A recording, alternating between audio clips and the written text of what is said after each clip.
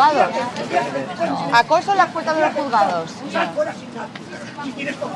No, pero por favor, escúchenle. Lo podéis grabar también. Eres un aprovechado de los obreros. Vallecano de mierda, es lo que eres tú. Un vallecano de mierda y un miserable. Pero ¿por qué no? Cuando uno contempla el rostro desquiciado del neonazi Miguel Frontera, cuando uno lo ve gritando barbaridades a las puertas de la casa de Irene Montero y Pablo Iglesias, o unos años después con un escudo del Capitán América a las puertas de Ferraz, cuando uno se fija en sus amigos violentos echando espumarajos por la boca contra Montero e Iglesias en las puertas de los juzgados, cuando uno se entera de que Bertrand Ndongo agredió físicamente a una mujer anónima que había ido a dar apoyo moral a la pareja, cuando uno asiste a todo este desfile de seres humanos rotos, enajenados y repulsivos, pero no por ello menos peligrosos, uno puede tener la tentación conceptual de desconectarlos de todo el resto del funcionamiento del sistema. Algo anecdótico, una excepción a la normalidad y al correcto funcionamiento de los diferentes engranajes que mantienen al país moviéndose y a cada persona en su sitio natural, pero no, nada más lejos que la realidad. Todas las operativas antidemocráticas en el mundo siempre han tenido una pequeña vanguardia violenta que les hacía el trabajo sucio y casi siempre, excepto cuando el carácter fascista del régimen se hace explícito, se han cuidado mucho de que no se los vea juntos. La operativa reaccionaria española, que acumula su mayor fuerza como oposición al estallido de indignación plebeya que se da primero en las plazas en el 15M de 2011 y después en la irrupción democrática de Podemos en las europeas de 2014, no es diferente en este sentido del resto de ejemplos históricos. Por un lado están los operadores sistémicos que mejor visten el traje de la respetabilidad. Diputados fascistas pero con corbata, jueces activistas, presentadores de televisión y de radio, altos mandos de la policía y el ejército. Y por el otro tenemos a sus vanguardias más radicalizadas, más pintorescas, más desacomplejadas y más violentas. Pero ambos sectores se retroalimentan mutuamente, las más de las veces de forma implícita, pero incluso algunas veces mediante acuerdos concretos y tangibles. Esta estructura de múltiples capas es enormemente funcional a los intereses de los reaccionarios porque les permite disparar contra sus enemigos con diferente tipo de armamento, desde diferentes ángulos y en diferentes contextos, aumentando así su capacidad de destrucción. De este modo, y aunque parezca que son operadores de categorías distintas, es obvio que los policías corruptos que fabricaban informes falsos contra Pablo Iglesias y Podemos, los jueces prevaricadores que abrían decenas de causas prospectivas sin pruebas, los periodistas corruptos que utilizaban toda esta basura falsa para difamar y destruir la reputación de sus enemigos, los diputados de la derecha y la extrema derecha que repetían la materia fecal desde sus escaños en el Congreso y los neonazis violentos que acampaban en las puertas de su casa y amenazaban a sus niños pequeños, trabajaban todos para el mismo objetivo. Emitían todos básicamente el mismo mensaje, aunque el tono y el lenguaje fuera diferente, y conformaban todos una misma unidad operativa y estratégica. Entre los objetivos de la operativa neofascista está la manipulación de las elecciones, pero otro objetivo también muy importante es la destrucción psicológica y vital de aquellos que se atreven a defender de verdad los intereses de la gente trabajadora, aunque eso suponga reducir los privilegios de la clase más pudiente. La misión de los Miguel Frontera es, por un lado, forzar a que sus objetivos inmediatos abandonen la política, y por el otro, y mucho más importante, lanzar un mensaje claro a cualquiera que se atreva a venir después. Como te metas en política y se te ocurra tocar los intereses de los que mandan, vamos a ir a por tu familia. Eso es lo que vimos durante más de un año a las puertas de la casa de Irene Montero y Pablo Iglesias y también este lunes en la puerta de los juzgados. Y es evidente que dicho acoso no es más que la punta de lanza más violenta de una estrategia mucho más amplia y fundamentalmente mediática. En el siglo XXI, en Europa Occidental, de momento, las camisas pardas no reciben las órdenes directamente del Oberster-Führer, sino que las leen y las escuchan en muchos de los principales medios de comunicación. Esto es parte del editorial de Diario Red del martes, tras el acoso fascista del que fueron víctimas en los juzgados Pablo Iglesias e Irene Montero, cuando asistían a un juicio por el acoso fascista que habían sufrido en 2020 durante casi un año en las puertas de su casa. Hoy en La Base Comanche hablamos de acoso fascista y de cómo operan los medios de comunicación en incentivarlo. Bienvenidos y bienvenidas. La Base Comanche.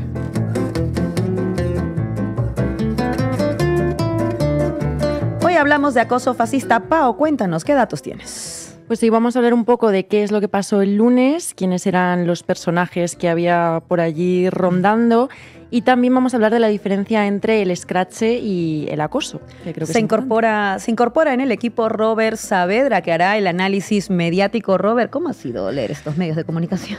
Pues bueno, vamos a hacer un repaso mediático desde los hechos que ocurrieron en 2020 hasta el presente de este mismo lunes y cómo trataron el acoso que recibieron Iglesias y Montero, aunque los medios hablan de acoso. Acoso, entre comillitas. Nos van a acompañar también en la mesa de análisis Comanche Raúl Sánchez Cedillo, de la Fundación de los Comunes, y Raúl Maillo, abogado. Arrancamos, Xavi.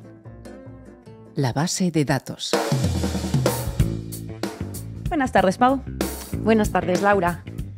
Bueno, la ultraderecha, bajo el paraguas del jarabe democrático y sacando absolutamente de contexto el concepto, en la última década ha aprovechado para ejercer prácticamente con impunidad, al menos por el momento, con la connivencia de muchos medios de comunicación y con el silencio de demasiadas figuras políticas, un acoso sistemático contra determinadas figuras que resultaban demasiado incómodas para las élites. Pero la diferencia entre el escrache y el acoso está nítidamente definida en nuestro ordenamiento jurídico y radica en una cuestión fundamental. Los escraches constituyen una herramienta legal y legítima de participación democrática, pero el acoso es, sin ambages, un delito. Hace ya 4 años, las compañeras del Salto publicaron un artículo en el que todo esto quedaba explicado claro cristalino. Les recomiendo que lo busquen, pero vamos a recordarlo un poco ahora. Cuéntanos, Pau. Pues mira, este artículo del Salto cuenta que en 2013 el auto número 81/14 de la sección 16 de la Audiencia Provincial de Madrid dictó que los escraches no constituían un delito y además explicaba qué características identificaban un escrache, apoyándose en 2 sentencias del Tribunal Constitucional. En primer lugar, un escrache debe estar dirigido a un representante político, no puede ejercitarse contra cualquier ciudadano o ciudadana común. En segundo, debe estar motivado por una causa política concreta, y este punto es muy, muy importante, porque el objetivo de un escrache es que una reivindicación sea escuchada, no simplemente limitar la capacidad de obrar, el movimiento o la vida de una persona.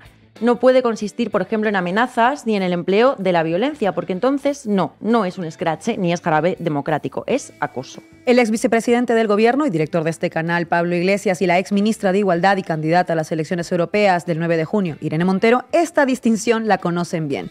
Han sido demasiadas las veces que han tenido que escuchar cómo se comparaba el acoso perpetuo que sufrían día tras día en la puerta de su casa durante meses y meses con el escrache que la plataforma de afectados por la hipoteca organizó frente a la casa de la ex vicepresidenta de los tiempos de Mariano Rajoy, Soraya Sáenz de Santa María. Una concentración que duró alrededor de 20 minutos. Bueno, Laura, minutos, meses, ¿qué más da? Lo mismo es. Sí, así es. Y como a lo largo de estos años la falta de claridad mediática a este respecto ha sido protagonista en la agenda política de aquellos polvos, pues hoy tenemos estos lodos. Y por eso, a pesar de los 5 días de reflexión del presidente, de esa repentina epifanía de tantos que por fin, de pronto, se dan cuenta de que en España existe un lawfare, condición de posibilidad para que este acoso fascista se produzca y consecuencia del mismo, este lunes 27 de mayo volvíamos a presenciar un episodio deplorable de acoso contra Iglesias y Montero. Vamos a recordarlo. Dale al play, Xavi. Eso lo podéis grabar también, ¿no? Que es acoso en las puertas de los juzgados. Acoso en las puertas de los juzgados. No, pero por favor, escúchenle porque está amenazando. Lo podéis grabar también.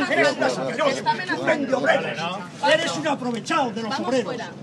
Vallecano de mierda, es lo que eres tú. Un vallecano de mierda y un miserable. Pero ¿por qué no sales fuera? Asqueroso. Que se avisa. Ya. No, pero a él no le importa. Sí, vamos a llamar a la policía. Esos son los aprovechados. Os habéis aprovechado de los, sobre todo de los obreros y de los vallecanos. Que le identifiquen a este señor que está amenazando. ¡Vete a la mierda!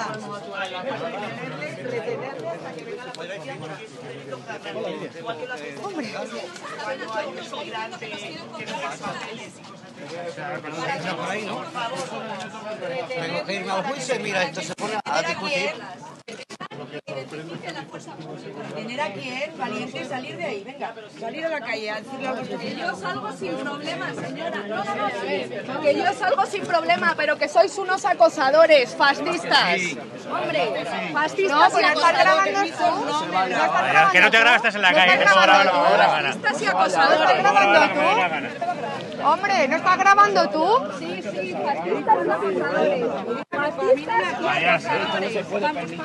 Tira, Pablo, tira. Vamos. Tira. Hombre, pero que alguien tiene que hacer algo. Que Nadie, todo el mundo callado, tío. Es que es flipante.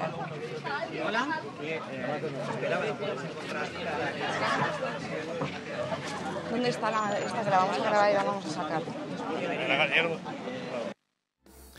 En fin, lo peor de todo esto es quizás el contexto en el que el vídeo tiene lugar. Iglesias y Montero se encontraban allí en la puerta del juzgado, no porque se les juzgase a ellos, sino porque se estaba juzgando a los presuntos culpables del acoso que habían sufrido durante esos meses en la puerta de su casa. O sea, vas a un juicio para defenderte del acoso y te acosan. El metacoso, vamos. Hay que reconocerles a estos fachas que de tan surrealistas se vuelven hasta poéticos, ¿eh? La verdad es que sí. De hecho, concretamente, los delitos enjuiciados, vamos a enumerarlos, por los que la Fiscalía pide una pena de 3 años, eran los de acoso continuado en el domicilio particular, coacciones en las libertades en el desarrollo de la vida familiar, injurias graves e incluso revelación de secretos por acceder a filmaciones y fotos del interior de la vivienda. Y todo eso en 20 minutos. Ah, no, perdón que me he liado. Bueno, ¿y el tipo acusado quién es? Pues este tipo es Miguel Frontera, un neonazi simpatizante de Vox, al que se le conoce como el Capitán América, porque también ha sido visto durante los disturbios de Ferraz de hace unos meses con un escudo del superhéroe de Marvel. En fin, un personajazo. Pero, ¿y el tipo ese que sale en el vídeo profireando insultos como un energúmeno, el de Vallecano de mierda, ese quién es? Pues ese es un tal José Luis Rodríguez González, otro ultra conocido en Alcorcón por ser asiduo a los actos de Vox en la ciudad madrileña, y de hecho ahora en pantalla podemos verle sentado en uno de ellos, unas filas por detrás de Rocío Monasterio y de Juan Carlos Girauta. Y es un tipo al que por supuesto pues también se le vio en los disturbios de Ferraz. Uy, pero todo esto no es lo que dijeron los blogueros difundebulos de Periodista Digital, ¿verdad? No exactamente. Esto de hecho es lo que contó el bloguero Bertrand Dongo después de lo que pasó el lunes. Vamos a escuchar. Esta mañana, un par de ciudadanos, uno de Vallecas, por cierto, le llaman fascista al día de hoy, es un señor de Vallecas que ha decidido acudir porque se sentía engañado por lo que había pasado con Pablo Iglesias y se lo ha dicho en la cara. Y la cosa es que es muy curioso que Ndongo no lo supiera, porque él estuvo militando en Vox Alcorcón. Vaya, menudo despiste. En fin. Hay que decir también que el de José Luis Rodríguez González no fue el único episodio de acoso cometido ese día contra Iglesias y Montero. Según contaron ellos, una vez dentro del edificio de los juzgados tuvo lugar otro ataque que ha trascendido menos por parte de Francisco Zugasti, otro habitual en el acoso a las puertas de la casa de Montero e Iglesias, y su acompañante, el de Zugasti, empezó a grabar a la pareja, ¿no?, que le pidió que parase y también se lo pidió la seguridad privada, y entonces Zugasti les llegó a amenazar diciendo, y cito literalmente, si vuelves a mirar mi coche, atente a las consecuencias. Aunque él, bueno, luego dijo que no se estaba refiriendo a ninguna amenaza con esas palabras. Joder, ¿y cómo es posible que todo esto siga pasando después de que la que se lió con los 5 días de reflexión del presidente? Todo el mundo reflexionando sobre el lawfare y el acoso y bla, bla, bla, al final. Pues bueno, es que también hay que tener en cuenta lo curioso que es que después de todo el presidente no dijese nada sobre este episodio cuando sucedió, y eso que hubo muchísima gente que salió a expresar su solidaridad frente al acoso a Montero e Iglesias, o sea, desde el presidente de Colombia, Gustavo Petro, hasta representantes de Más Madrid e incluso del propio PSOE como Pachi López. Pero sí hubo 2 ausencias que no pasaron en lo absoluto desapercibidas con sus silencios. La de Sánchez, que debe de ser que cuando no se trata de su mujer, al rollito de héroe masculino justiciero, se le pasa. Y la de la lideresa de Sumar, Yolanda Díaz. En fin, desde luego, sin un posicionamiento firme de todos y todas las demócratas frente a este tipo de agresiones, poca reflexión hemos hecho. Muchas gracias, compañera. ¿Era quién? Valiente, salir de ahí. Ya, pero si cantamos, por favor. Que yo salgo sin problema, señora. No sé, que yo salgo sin problema, pero que sois unos acosadores. Hombre, fascistas y acosadores. Robert Saavedra, buenas tardes. Buenas tardes, Laura. Vamos a ello. Titulares al banquillo. Bueno, pues como ha contado Pau, el pasado lunes comenzó el juicio contra Miguel Frontera por acoso e injurias a Irene Montero y Pablo Iglesias durante 7 meses en 2020. Y hoy vamos a ver el tratamiento mediático durante los hechos por los que se juzga al ultraderechista Miguel Frontera y cómo han tratado estos últimos días la vista judicial. Para comenzar, leo varios titulares. El Mundo, junio de 2020. Una unidad de élite de la Guardia Civil blinda la casa de Pablo Iglesias y Irene Montero. Oeste, del panfleto de Eduardo Inda. Interior blinda el casoplón de Iglesias con un dispositivo de 50 agentes y una unidad de élite. Pero espera, ¿qué es eso de una unidad de élite? Pues Laura, es una unidad especializada en grandes masas. Ello dice mucho de lo que estaba ocurriendo en los aledaños del domicilio del entonces vicepresidente del gobierno, la ministra de Igualdad y sus 3 hijos menores. Vamos, el acoso diario durante los 7 meses que acabamos de contar un poco, ¿no? Exacto, el acoso, aunque para algunos medios lo que estaba ocurriendo era un acoso, entre comillas, como veremos más adelante. Pero para entender por qué se llegó a tener que movilizar a la Guardia Civil hasta el domicilio de Montero y Iglesias, vamos a recordar las mentiras que cayeron sobre sus espaldas. ¿Recordáis, por ejemplo, por qué se dispararon los casos de COVID-19 en Madrid? Exacto, por el 8M, por el Ministerio de Igualdad, por el feminismo, por Irene Montero. Días después del 8M, Montero dio positivo en coronavirus y todo el gobierno se tuvo que hacer pruebas, pero la peor consecuencia que podía ocurrir para Vox Populi fue que Leticia paga las consecuencias del coronavirus de Irene Montero. Que se contagiase toda la población, vale, pero la reina, si es que no tenía que haber cumplido sus funciones esos días. Exacto, eso le pasa por romper la rutina diaria. Pero sigamos, ¿recordáis las UBIs móviles? La responsabilidad de Iglesias en las residencias. Pues tras todos esos bulos y varios meses de acoso, como ha contado Pau, los ministros se fueron de vacaciones y volvieron a padecer lo mismo, por lo que se tuvieron que cancelar y volverse a Madrid. ¿Y cómo informaron de esta cancelación de sus vacaciones los medios de comunicación? Laura, a esto me refería cuando hablaba entrecomillado. Pongo 3 ejemplos y los comentamos. Europa Press. Unidas Podemos denuncia el acoso a Pablo Iglesias e Irene Montero en sus vacaciones en Asturias. El Mundo. Pablo Iglesias e Irene Montero cancelan sus vacaciones en Asturias por el acoso y los llamamientos a scratches. El Periódico. Iglesias y Montero dejan sus vacaciones en Asturias tras unas pintadas y presiones a un bar. Pero, ¿y cuáles eran esos acosos? Como estamos viendo en pantalla, Iglesias y Montero se toparon con esta pintada en la carretera que llevaba al pueblo en el que veraneaban y a un grupo ultraderechista acosando de la misma manera que en Madrid. Pero para estos medios lo que sufrieron eran unas pintadas, un acoso, y el restaurante sufrió presiones, aunque los propietarios realizaron un comunicado en el que denunciaban el boicot que se les estaba realizando. Exacto, y durante todos estos meses el debate mediático era si lo que padecían era acoso o escrache y libertad de expresión. Veamos un titular, Infolibre. Más de 2 meses de escrache diario a Pablo Iglesias y Irene Montero. ¿Libertad de expresión o acoso? El medio dirigido por Jesús Maraña se preguntó qué eran esas acciones, como hemos comentado también que hizo antes El Salto. Por cierto, en una noticia en la que se dio voz al ultraderechista Francisco Zugasti, eso sí. Otro marco discursivo fue el del jarabe democrático que defendía el exvicepresidente en 2013. ¿Y cómo le volvía al estilo frisbee? Vamos, un marco utilizado esta semana también por el diputado del Partido Popular, Miguel Tellado, y su vergonzosa declaración: el que siembra vientos recoge tempestades. Exacto. Vamos a ver varios titulares. La COPE. El pasado estalla en la cara de Pablo Iglesias. Esto decía en 2013. Los scratches son el jarabe democrático. Otro, El Independiente. Cuando Pablo Iglesias decía que los scratches eran jarabe democrático. Voz Populi. Pablo Iglesias cambia su opinión sobre los scratches.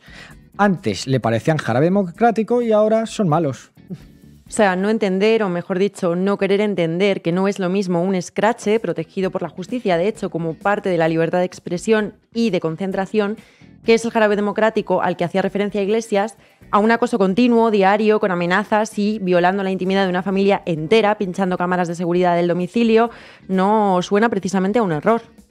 Efectivamente, Pau. Estas líneas editoriales no son más que una posición política, es mentir al lector y, sobre todo, es influir en la opinión pública, minusvalorando unas acciones tremendamente violentas. Y Robert, esto me hace preguntarme cómo ha sido la cobertura mediática en la actualidad con los sucesos ocurridos en el juicio del pasado lunes.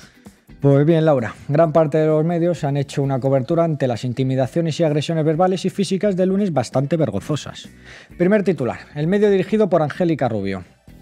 Un grupo de fascistas increpa a Iglesias y Montero antes del juicio por el acoso a su familia. El Plural no pudo confirmar por ninguna otra fuente que algunas de las personas de allí presentes fuese fascista, claro. Debe ser eso, aunque yo mismo pude ver a la ex líder de Hogar Social Madrid, al señor Francisco Zugasti e incluso a algunos pseudoperiodistas de ultraderecha. Pues lo mismo podría haberle pedido el contacto a Maraña, aunque solo fuese el de Zugasti para confirmar su presencia en los juzgados. Efectivamente, voy a leer 2 titulares. ABC. Pablo Iglesias se encara con personas que le increpaban al llegar al juicio contra su presunto acusador. El Mundo. Pablo Iglesias y Irene Montero se encaran con los simpatizantes de su presunto acosador, que les insultaron a su llegada al juicio. Para ABC y El Mundo, Montero e Iglesias son los sujetos protagonistas de la acción, que no es lo mismo que ser protagonistas de una reacción, pues esta señala que hay un sujeto agresor al que se le está dando una respuesta. Si además los agresores son personas o simpatizantes de su presunto acosador, pues es bastante tremendo todo. Y un último titular, El Periódico de España. Pablo Iglesias y Irene Montero meten en campaña el juicio contra su acosador. Es la punta de lanza de la violencia mediática. Meten en campaña el juicio. O sea, claro, es sabido por toda la ciudadanía que la parte denunciante puede programar la fecha del juicio para cuadrarlo con la agenda electoral europea que le viene bien, en fin. Efectivamente. Pero hablando seriamente, plantear que la víctima utiliza a propósito una agresión por beneficio, en este caso electoralista, es muy mezquino, porque reencontrarse con su acosador en sede judicial, a su amiguete en la puerta de la sala y a ultraderechistas en las puertas del juzgado debe ser un trago tan fácil de digerir como para estar maquinando sobre ello para sacarle rédito electoral. Cuando además, como hemos recordado hoy, este tipo de acciones las llevan padeciendo años. Como dije el lunes en el cierre del tablero, cuando declaraban en un juicio por acoso han vuelto a ser acosados y lo siguen siendo por las cloacas mediáticas que siguen exigiendo más acoso contra estas personas, pero también por los burdos que fueron con ello y dieron así luz verde a estas acciones, porque si se difama constantemente, esa difamación tendrá consecuencias. Lo que hoy vemos en los juzgados es la consecuencia de esa orquesta que se desarrolla desde hace años contra Podemos y contra sus líderes. Muchas gracias, Robert. Como están pudiendo comprobar en este momento, el acoso de los fascistas no para, esa es una gran amenaza para nuestra democracia. Les he dicho muchas veces que a los fascistas, como este que tengo aquí delante, se les para con más derechos, se les para haciendo política. No nos van a quitar nuestro derecho a hacer política, a juntarnos y a luchar para garantizar los derechos que ahora mismo están siendo vulnerados y para parar a todos estos fascistas que intentan meternos miedo, amedrentarnos, intimidarnos y que quedemos fuera de la acción política para garantizar derechos, y que hasta ahora, por desgracia, el acoso a mi familia y también el acoso a mi formación política, la guerra judicial y mediática contra Podemos ha quedado en la impunidad. Espero que en este caso no quede en la impunidad. Hoy contamos también en la mesa de análisis Comanche con Raúl Maillo, abogado. Gracias por estar con nosotras. Buenas tardes, gracias a vosotras. Y con Raúl Sánchez Cedillo, analista de la Fundación de los Comunes. Gracias por estar aquí. Vamos con la mesa de análisis.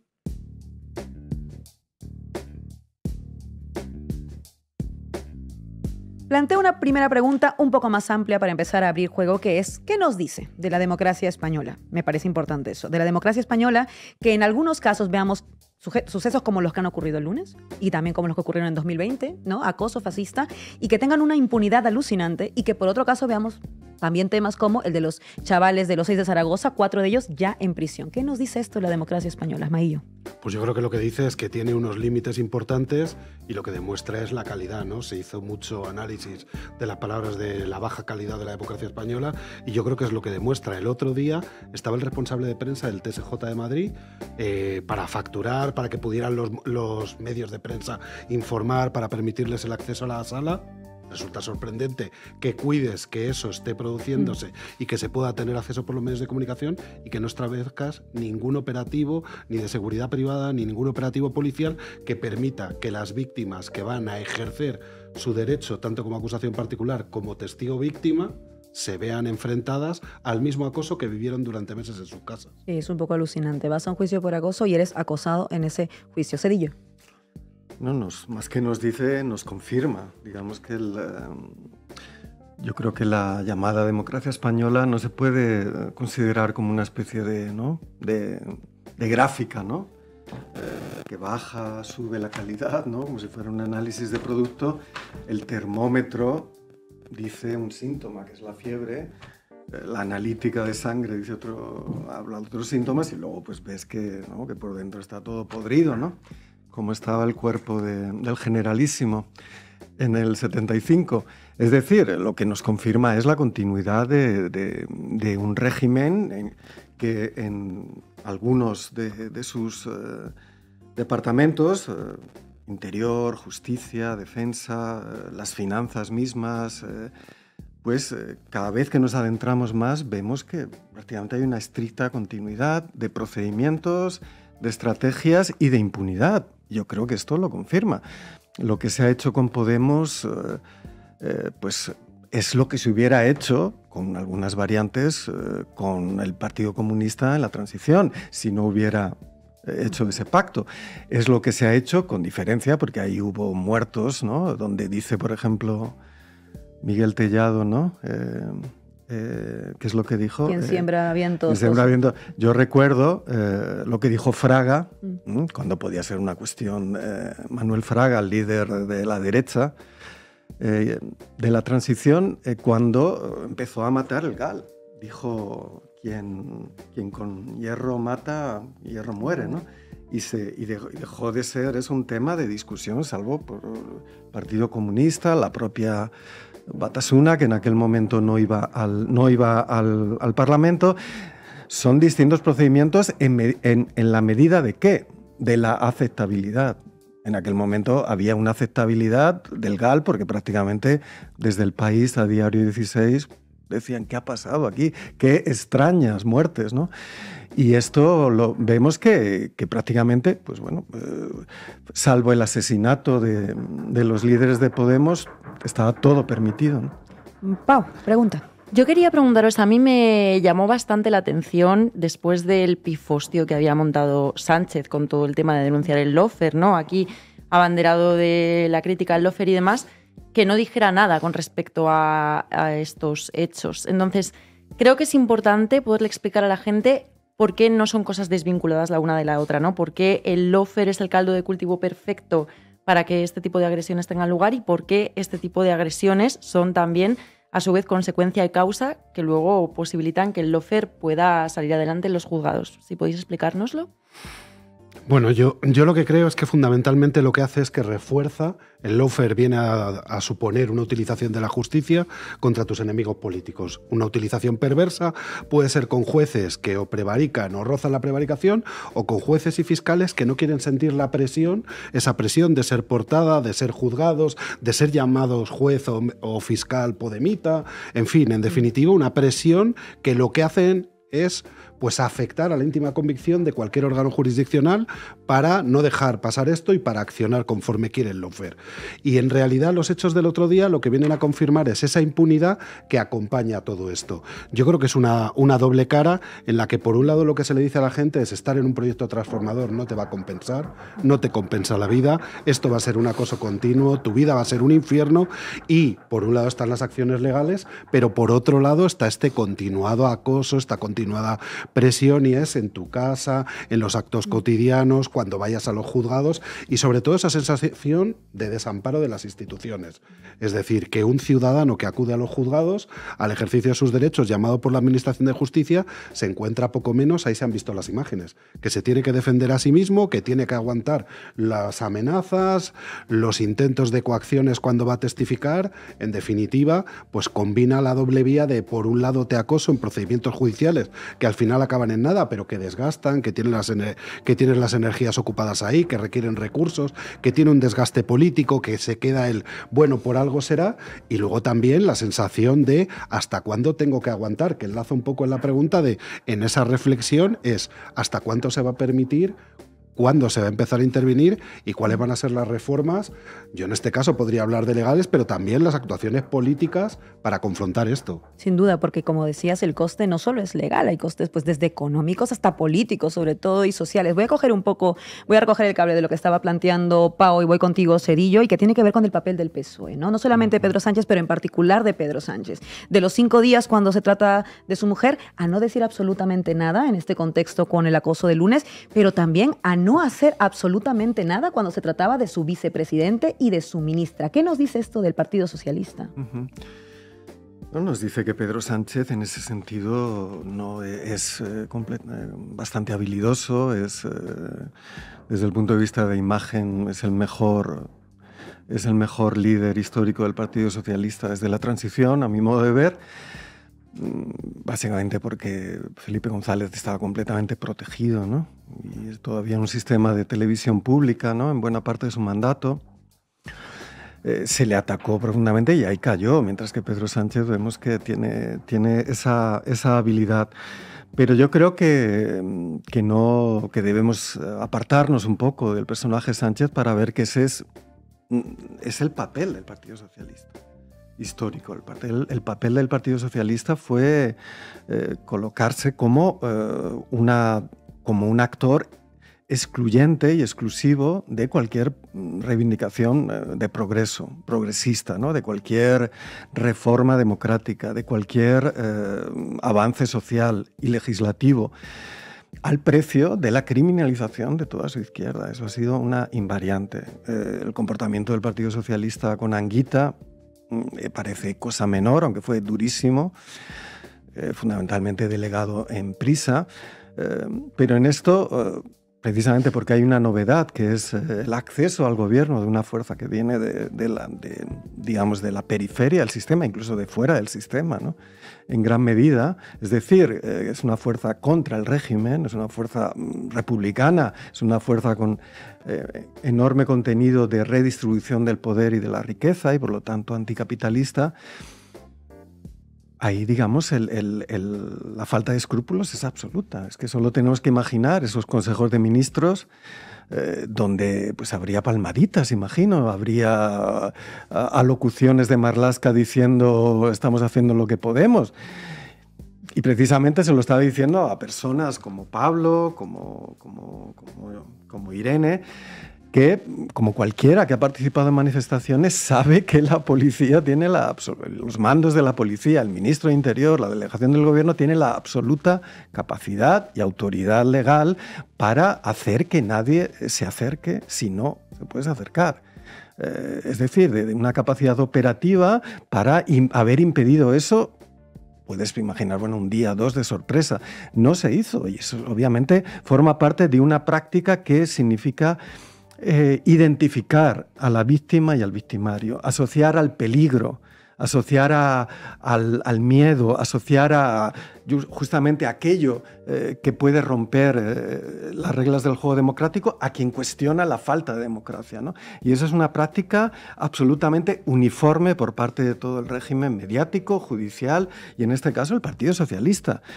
Salvo en casos muy contados y sobre todo cuando les toca a ellos de manera relativamente controlada, porque hay que ver que lo de Ferrat al mismo tiempo forma parte de una victimización por parte del Partido Socialista. Insisto, gente tan violenta, fascistas, asesinos en potencia, maltratadores y agresores de personas racializadas, de personas disidentes de género, deben ser vigiladas y detenidas. Y no se ha hecho de manera puntual, porque hay una lógica de victimización y al mismo tiempo una lógica de seguridad, es decir, ojo que nosotras no somos Podemos, ¿no? Robert.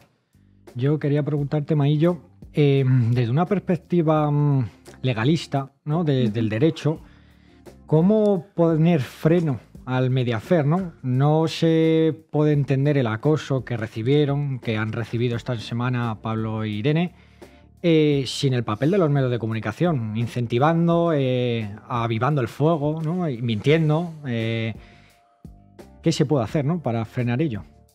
Bueno, yo creo que es complicado porque entronca todo parte de lo mismo. Es decir, el lawfare va acompañado del Mediafair. Es decir, si tú tienes a un presentador de máxima audiencia llamando a romerías a la casa del domicilio particular de los ministros que están gestionando la pandemia, es complicado exigirle a tu compañero de ministerio que establezca un perímetro de seguridad que diga algo tan sencillo como tenemos que dormir y descansar. Nuestros niños no se pueden ver afectados en la vida cotidiana. El otro día se pudo ver en el juicio que la gente pasaba libremente por la puerta de su casa. Y mientras todo eso se produce, en realidad lo que hay es una confluencia de actuaciones. Es verdad que hay instrumentos jurídicos, pero parten de la voluntad de la exigencia y de la defensa de la democracia. Y eso es algo que se tiene que poner sobre la mesa. Es decir, o permitimos este tipo de violencia cada vez caminando más hacia el fascismo, quiero decir, cada vez caminando más, pues eso, hacia el escuadrismo, hacia las brigadas pardas, hacia cualquier tipo de fenómeno que hemos conocido en la historia, y eso también va acompañado de una protección mediática.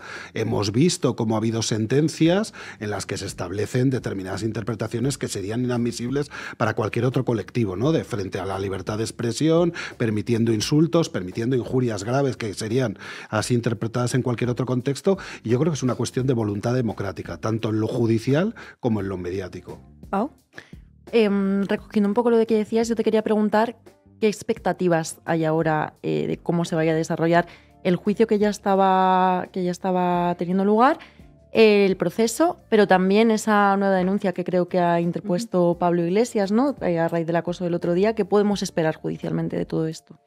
Bueno, yo soy de los que confía en el derecho, lo que no significa que el Poder Judicial, bueno, pues tenga los gestos que está viendo toda la audiencia, y bueno, pues en la batalla que se está produciendo, el mandato caducado, ahora la bronca, más allá de las interpretaciones jurisdiccionales con el tema de la ley de amnistía. Yo soy respetuoso, estamos esperando sentencia.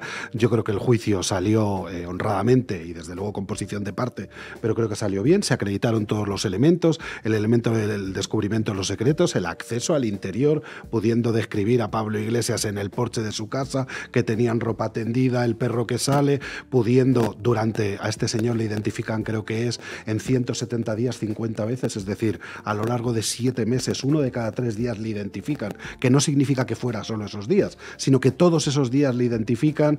Es decir, estamos, yo creo que ante un juicio en el que se han acreditado todos los elementos como para que este señor sea condenado, con todo el respeto a lo que luego su señoría puede establecer. Y respecto a la nueva denuncia, yo creo que es un poco, yo lo valoraba cuando surgieron los hechos, y pongo aquí un referente que creo que es conocido, y es el caso Nevenka.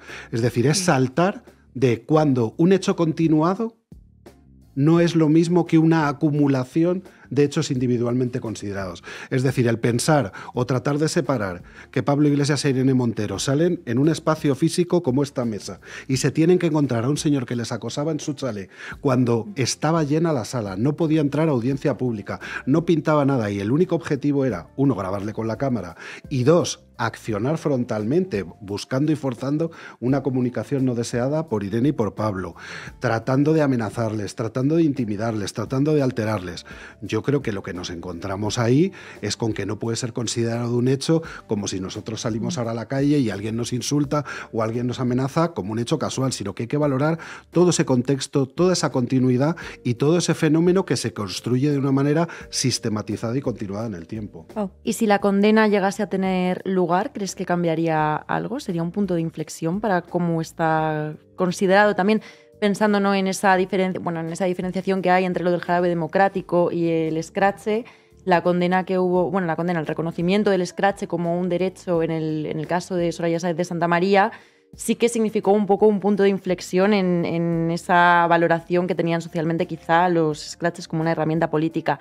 Si realmente este juicio termina en la condena, que se espera que termine, ¿puede también marcar un cambio de paradigma socialmente? Yo sí que creo que debería ser así. Y es más, creo que hay 2 elementos muy diferenciadores. Uno de los testigos que llevó este señor dijo, sí, yo también me he manifestado delante de las sedes de otros partidos. Y eso es un elemento diferenciador. No es lo mismo acosarte de manera continuada en tu domicilio, impidiéndote el sueño, impidiéndote la conciliación familiar, impidiéndote tu vida ordinaria, que ir a la sede de un partido a protestar. Y no es lo mismo, y recojo con lo del último día, la protesta política en un mitin, en un acto político o en donde sea, que no tratar de alterarte cuando vas a testificar como víctima en un procedimiento judicial. Creo que en ambos casos sí que puede ser o puede tener cierta relevancia, sabiendo que evidentemente las normas no son el único elemento, o incluso las resoluciones judiciales, que sirven para accionar en la defensa de los derechos y las libertades, pero sí que creo que sería un paradigma garantista. Es un paradigma, podría sentar un precedente, pero pienso también, por ejemplo, en otras vías de superar o de democratizar incluso las instituciones de poder para que no veamos impunidades según qué casos y según quiénes ejercen determinados o cometen determinados delitos directamente. Y pensando un poco en eso, voy contigo, Cedillo. recuerdo cómo cuando se tuvo que asumir que el gobierno tenía que ser de coalición, estoy pensando en 2019, porque tuvimos 4 repeticiones electorales en 4 años para evitarlo, uno de los debates es sobre los ministerios que podían ocupar los de Unidas Podemos en aquel momento. Se descartó, pero además hubo una orquesta mediática también para que ni se considerara que pudieran ocupar carteras de Estado, es decir, Interior, por ejemplo, o Defensa, también, recuerdo, Hacienda o Economía. Pero me parece importante que Interior y Defensa estuvieran completamente fuera de la mesa como para que fuera asumido que nunca podrían ocupar esas carteras. Ya en el segundo gobierno de coalición, en el de Sumar con el PSOE, ni siquiera se puso ese debate sobre la mesa. Se asumió que solo correspondían determinadas carteras sociales. ¿Cómo entroncamos eso entonces? La dificultad de poder emplear medidas de verdad o hacer de verdad que funcione algún tipo de democratización del poder en este país con el hecho de que determinados cuerpos, voces e ideologías nunca puedan tocar determinados ministerios. Bueno, así es la vida, ¿no? Quiero decir que esa es la lección fundamental, es el relato fundamental que tratan, que asumamos. No se puede cambiar el régimen constituido. No se puede cambiar la Constitución en un sentido más democrático, más antioligárquico, menos militarista, menos patriarcal. Esa es la lección que se aprende con sudor y sangre sobre quienes la cuestionan, ¿no? Y es una constante desde la transición. No puede haber un anticapitalista en Hacienda, no puede haber un antimilitarista en Defensa, no puede haber un garantista en la policía, etcétera, etcétera. Eso no puede suceder. Y yo creo que también nos debe servir de lección. Quiero decir, el ciclo 15M es largo, nunca había habido un gobierno de coalición. Y si lo vuelve a haber, yo creo que tenemos que imaginar un proceso social y político distinto. Primero, estar preparadas para lo que va a suceder y, por supuesto, haber desarrollado a la par que un proyecto electoral, un proyecto de activismo judicial, de activismo mediático, de activismo social, de formas de protesta que hagan que eso sea un momento crítico favorable a las fuerzas que se oponen al régimen, que sea un momento de crisis republicana. Si no, lo único que hacemos es dar la razón a quienes dicen que esto es lo que hay y te aguantas. Estás en este bloque social y político, en este bloque continental, ahora en un régimen de guerra, y sobrevive y ya está, ¿no? Cuando se habla, que esto es algo que yo estoy en desacuerdo, ¿no? Que se habla, no, el Estado profundo. Perdona, si tú estás en un Estado, estás en una administración, estás incluso en ministerios, ves que no hay nada profundo. Lo que hay es no hablar de determinadas cosas. Tú sabes qué sucede perfectamente. Tú sabes las zonas de impunidad, pero son completamente transparentes. Un Estado capitalista de la propiedad, y sobre todo un Estado como el español, que tiene continuidades que se remontan a 2 siglos, no es profundo, es reaccionario, es antidemocrático, es violento, es criminal respecto a los derechos humanos. Pero se trata de saber a lo que te enfrentas y yo creo que eso es una lección de madurez que tenemos que aprender. Raúl Sánchez Cedillo de la Fundación de los Comunes y Raúl Maillo, abogado, muchísimas gracias por haber estado con nosotras en La Base. Hemos llegado al final del programa y les dejamos con un temazo de Defcon 2 que se llama La culpa de todo. La tiene Pablo Iglesias. Hasta el próximo viernes.